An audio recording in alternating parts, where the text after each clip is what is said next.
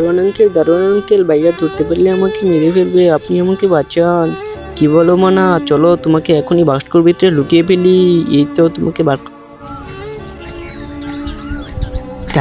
দারোয়ান আঙ্কেল, তুমি কি মনাকে দেখেছো? না, আমি তো মনাকে দেখিনি, যাও ঘরে খোঁজ করে দেখো।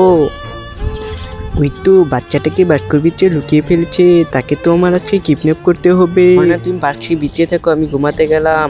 যে ভাই সাহেব, আমি বাজার করতে গেলাম, তুমি বাড়িটি খেয়াল রেখো।